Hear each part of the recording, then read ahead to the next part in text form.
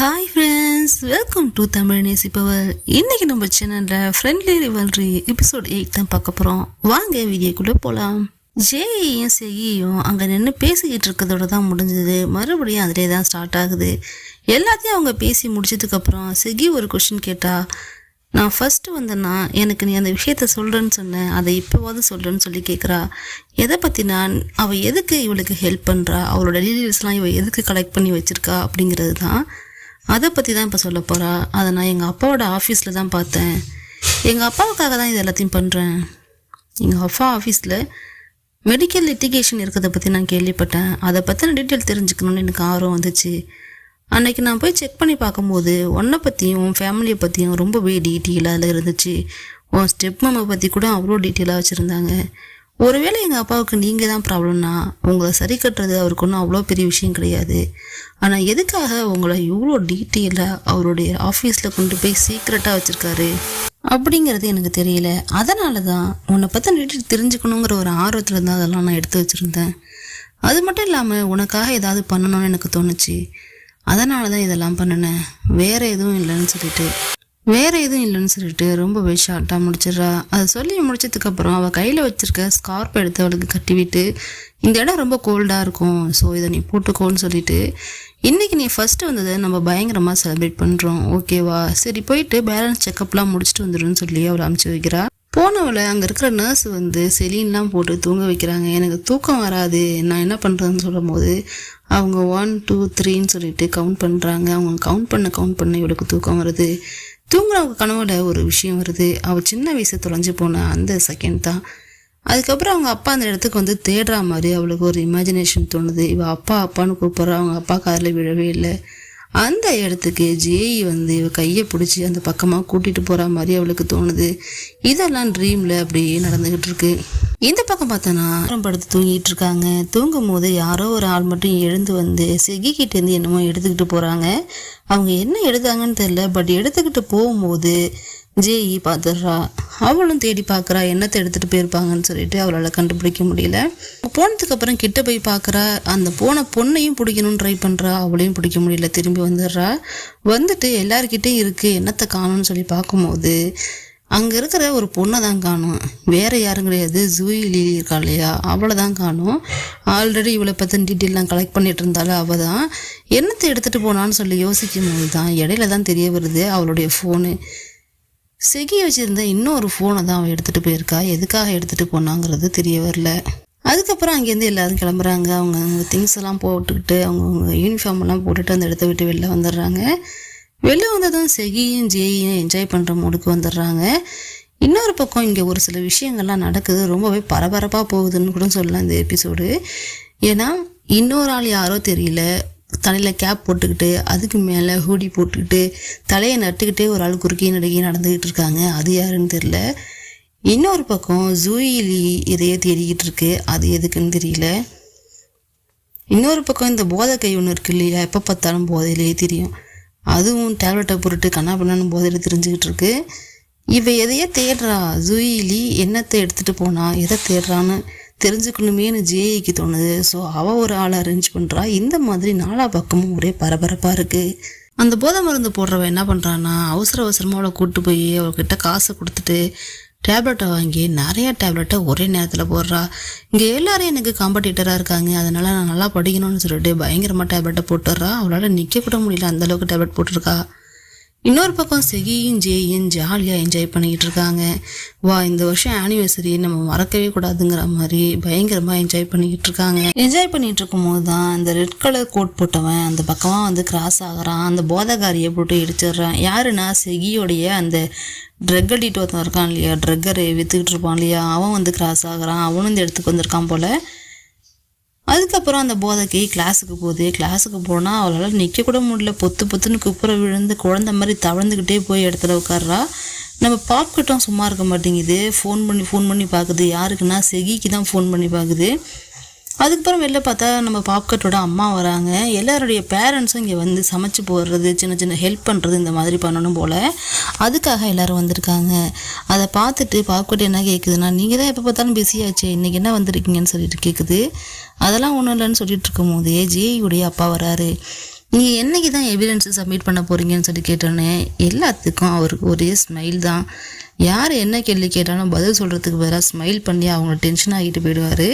அதே தான் இன்றைக்கும் பண்ணுறாரு. டென்ஷன் பண்ணிவிட்டு அந்த இடத்த விட்டு கிளம்பி போயிடுறாரு. பாப்கட்டும் இதை பார்த்துக்கிட்டே இருக்குது. இன்னொரு பக்கம் செகியும் ஜேயும் ஜாலியாக என்ஜாய் பண்ணிகிட்ருக்காங்க.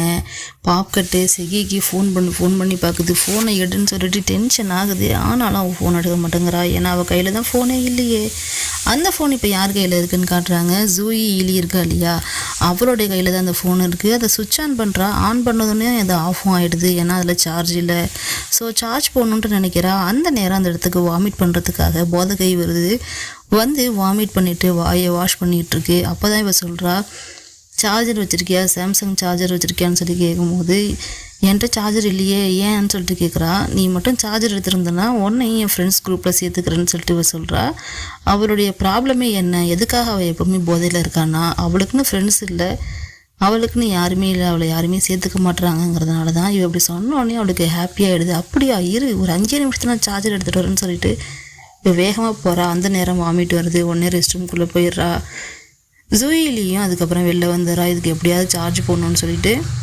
அப்போ ஜேஇ சும்மா இருப்பாளா, அவளும் ஒருத்தவங்களுக்கு சேட் பண்ணுறா. யாருன்னா, ஆல்ரெடி இந்த ஸ்குவாட் லீடர் போட்டதில் ஒருத்தி ஹெல்ப் பண்ணா இல்லையா, அவளுக்கு தான் சேட் பண்ணி வச்சுருக்கா. அவள் ஏதாவது பண்ணான்னா, ஜூயிலி ஏதாவது பண்ணான்னா நீ என்கிட்ட வந்து சொல்லுன்னு சொல்லியிருப்பா. ஸோ அவள் என்ன சொல்கிறான்னா, அவள் சார்ஜர் தான் தேடிட்டு இருக்கா. எதுக்காக சார்ஜர் தேடுறான்னு தெரியல, ஆனால் சார்ஜர் தேடிட்டு இருக்கா, அது மட்டும் எனக்கு தெரியும்னு சொல்கிறா. அந்த நேரம் செகி எனக்கு ரொம்ப பசிக்குது, நம்ம எங்கேயாவது சாப்பிட போகலாமான்னு சொல்லிட்டு சாப்பிட்ற கவுண்டருக்கு போகிறாங்க. யார் என்ன செஞ்சிட்ருக்கான்னு பார்த்தா பாப்கட்டோட அம்மா தான் ஏதோ செஞ்சுக்கிட்டு இருக்காங்க. அதை போய் சாப்பிட்லான்னு போகும்போது ஜேஇ சொல்கிறா, இது மாதிரி பாப்கட்டோட அம்மா தான் இவங்கன்னு சொல்லிட்டு சொன்னோடனே அவங்களுக்கும் விஷ் பண்ணிவிட்டு நான் செகின்னு சொல்லிட்டு இன்ட்ரடியூஸ் ஆகிறா.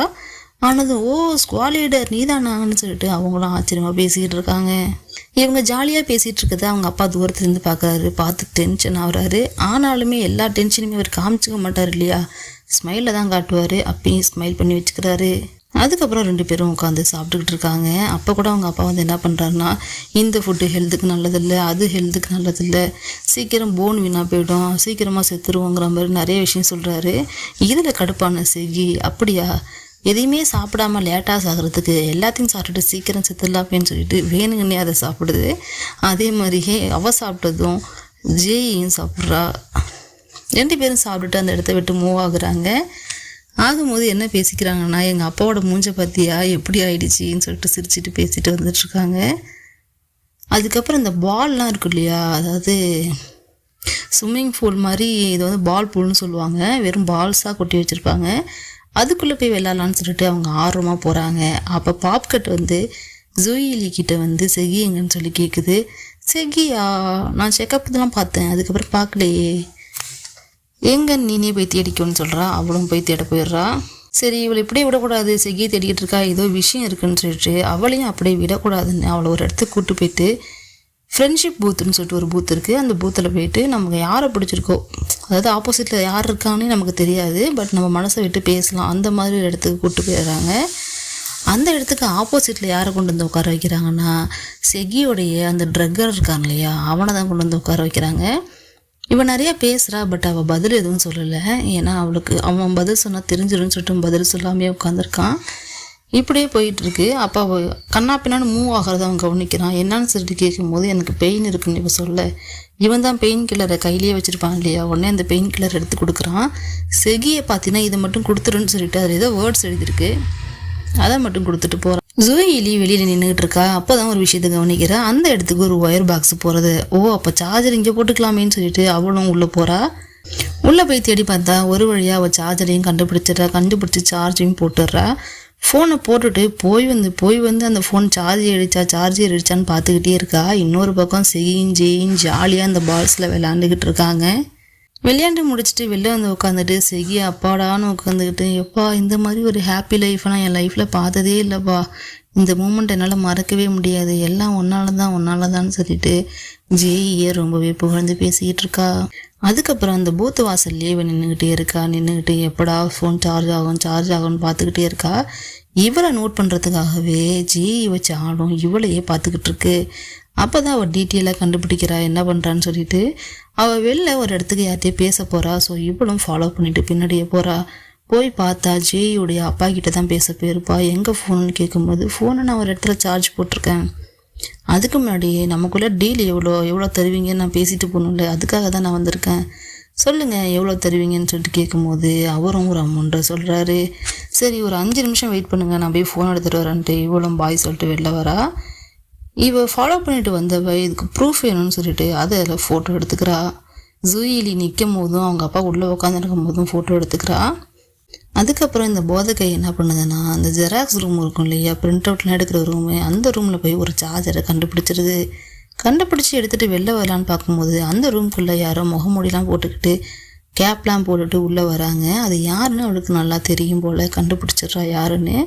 பார்த்துட்டு ஆனால் ஷாக்லேயே இருக்கா. அந்த ஷாக் அவளால் தாங்க முடியல. அதுக்கப்புறம் வான வேடிக்கை மேலே நிறையா ஃபயர் ஒர்க்ஸ்லாம் நிறையா வெடிக்குது, சின்ன சின்னதாக பெருசு பெருசான்னு சொல்லிட்டு. இவ்வளோ பெரிய ஃபயர் ஒர்க்ஸ்லாம் நான் பார்த்ததே இல்லைப்பான்னு சொல்லிட்டு செகி ரொம்பவே ஆச்சரியமாக பார்க்குறா. கூடவே ஜேயும் பார்க்குறா, என்ன இதை கூட இவள் பார்த்தது இல்லையான்னு சொல்லிட்டு. அப்போ அவள் எந்த அளவுக்கு ரொம்ப வறுமையில் இருந்திருக்கான்னு அவளுக்கு தெரிய வருது. இவங்க 2 பேரும் பார்த்துக்கிட்டு இருக்கும் போதே ஜேயுடைய ஃபோனுக்கு ஒரு மெசேஜ் வருது. இந்த மாதிரி அவள் சார்ஜர் தான் தேடிக்கிட்டு இருக்கா அப்படிங்கிற இன்ஃபர்மேஷன் அவள் ஏற்கனவே கொடுத்துட்டா. இப்போ என்ன கொடுக்குறான்னா அந்த ஃபோட்டோவை பார்த்தோன்னே ஜேஇயால் அந்த இடத்துல உட்காரவே முடியல. உடனே இந்த இடத்த விட்டு கிளம்பணும்னு பார்த்துக்கிட்டு இருக்கும் போது செகி யார்கிட்ட விட்டு போகலான்னு யோசிக்கிறா. அந்த நேரம் செகியை மீட் பண்ணுறதுக்காக பாப்கட் வரா.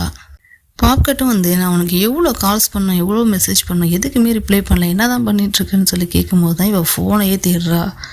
ஃபோனை தேடி பார்த்தா ஃபோனை காணோம். இங்கே தான் ஃபோன் வச்சுருக்கியே, நீ எதுக்கு தேடிட்டுருக்கன்னு சொல்லி பாப்கட் கேட்கும்போது, இல்லை அது இன்னொரு ஃபோனு, அந்த ஃபோனை தான் காணோன்னு சொல்லிட்டு இவள் தேடிக்கிட்டு இருக்கா. அதுக்கப்புறம் அங்கே உள்ளவங்க எல்லாரும் ஓடுறாங்க. ஆளுக்கு ஒரு பக்கம் ஒரு திசையில் ஓடுறாங்க. ஜேஇ அந்த விஷயத்தை தேடி ஓடிக்கிட்டு இருக்கா. ஜூயிலியும் அந்த ஃபோனை தேடி ஓடிக்கிட்டு இருக்கா. இன்னொரு பக்கம் செகியும் அவள் ஃபோனை காணுமேன்னு தேடி ஓடிக்கிட்டு இருக்கா. ஆளுக்கு அந்த ஃபங்க்ஷன் நடக்கிற இடத்துல கண்ணா பின்னான்னு 4 பக்கமும் ஓடிக்கிட்டே இருக்காங்க. அப்படியே ஒரே பரபரப்பாக போயிட்டுருக்கு. அந்த ஃபோன் யார் கையில் கிடைக்க போகுதுன்னு ஒரே பரபரப்பாக போயிட்டுருக்கு. அந்த நேரம் ஜூயிலி வர்றது கொஞ்சம் லேட்டாகுது. இடையில ஜூனியர் பிள்ளைங்க வந்து பேசுகிறாங்க. அதுக்கு முன்னாடி ஜேஇ அந்த இடத்துக்கு போயிடுறா. அந்த இடத்துக்கு போய் தேடி பார்த்தா ஃபோனை காணோம்.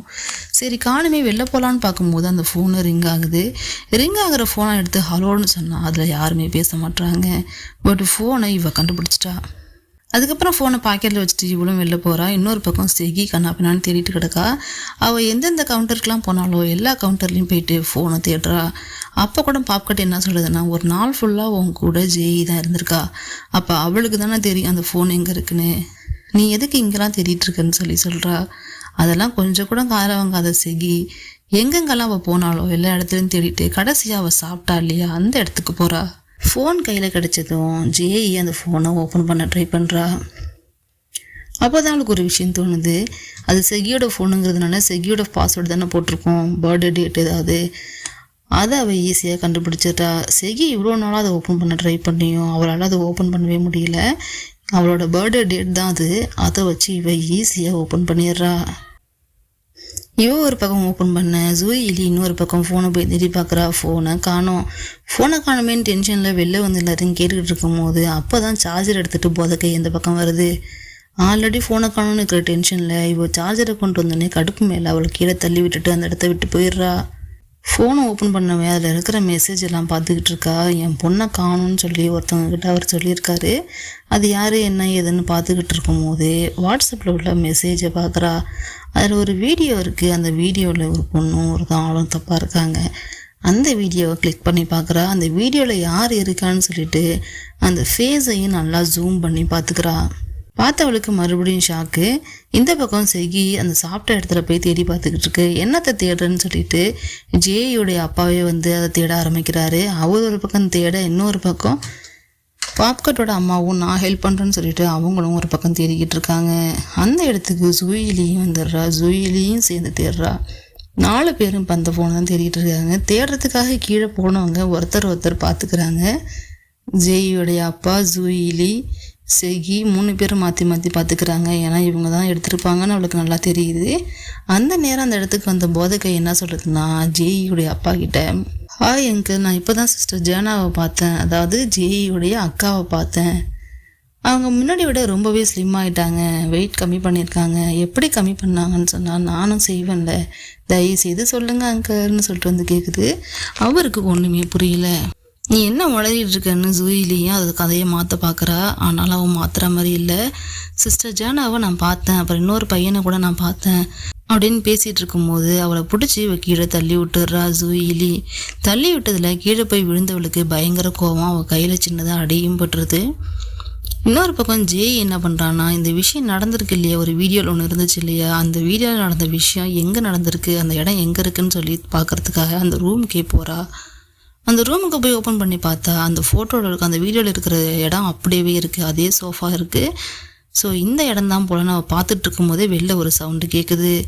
என்னடான்னு போய் எட்டி பார்த்தா போதை கையில் கத்தி வச்சுட்டு நிற்கிது. அங்கே உள்ளவங்கெல்லாம் மிரட்டுது. அதுலேயும் முக்கியமாக ஜூயிலியே மிரட்டிட்டு நிற்கிறா. அதை அவள் மேலே மாடிலேருந்தே பார்த்துக்கிட்டு இருக்கா. பாப்கட்டோட அம்மாவும் எவ்வளவோ எக்ஸ்பிளைன் பண்ண ட்ரை பண்ணுறாங்க, பட் அதை அவள் காதில் வாங்குற மாதிரி தெரியல. அங்கே உள்ளவங்க எல்லாரும் என்னை அவமதிக்கிறாங்க, என்னை கீழே போட்டு மிதிக்கிறாங்க, நான் சரியாக படிக்கலை, அழகாக இல்லைன்னு என் கூட யாரும் பழக மாட்டுறாங்க, எனக்குன்னு யாருமே ஃப்ரெண்ட்ஸ் இல்லைன்னு சொல்லிட்டு அவன் மனசில் உள்ள எல்லா பாரத்தையும் வெளில சொல்லிட்டு அங்கே உள்ளவங்க எல்லாரையும் கத்தியை வச்சு மிரட்டுறா.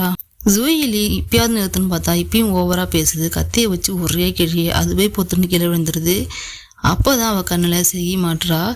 ஓ நீ தானே ஜேயுடைய பெட்டு அப்படின்னு சொல்லிட்டு செகியையும் குத்துறதுக்காக பார்க்குறா. அங்கே உள்ளவங்கலாம் வேணாம் வேணான்னு சொல்லிகிட்டு இருக்கும்போது இந்த பக்கம் டோரை க்ளோஸ் பண்ணிட்டு யாரோ வராங்க. யாருன்னு சொல்லி ஜேஇ பார்க்கும்போது கிட்ட வந்து அவங்க மாஸ்கை ஓப்பன் பண்ணுறதுக்கு அவங்க வந்துட்டு இருக்காங்க. இன்னொரு பக்கம் செகியையும் இவள் கத்தியை வச்சு ஒரே கிழியாக கிழிச்சிட்றா. அவள் கீழே விழுந்துடுறா. பட் அதை தடுக்க வேண்டிய ஜேயோடைய அப்பா தடுக்காம அப்பாடி தொல்லை ஒதுஞ்சுங்கிற மாதிரி நின்றுட்டு இருக்காரு. இதை பாப்கட் நல்லாவே நோட் பண்ணுது. பாப்கட்டோட அம்மா தான் போய் செகியை தூக்குறாங்க. இந்த பக்கம் இந்த ஆள் யாருன்னு சொல்லிட்டு ஜேஇ கிட்ட காட்டுறாங்க. ஆக்சுவலி அது ஒரு பையனே கிடையாது, பொண்ணு ஜேனா தான். ஜேயுடைய சிஸ்டர் ஜேனா தான். அது எதுக்காக இங்கே வந்திருக்கா, எப்படி ஏன் இப்படி மறைமுகமாக வந்திருக்காங்கிற சொல்லி எதுவுமே அவங்களுக்கு தெரியல. சிஸ்டர்னு சொல்கிறா. அப்படியே அந்த சீரீஸ் முடிஞ்சு போயிடுது இந்த எபிசோடு. ஓகே கைஸ், இந்த எபிசோடு முடிஞ்சிருச்சு. நெக்ஸ்ட் எபிசோடில் மறுபடியும் மீட் பண்ணலாம். தேங்க்யூ.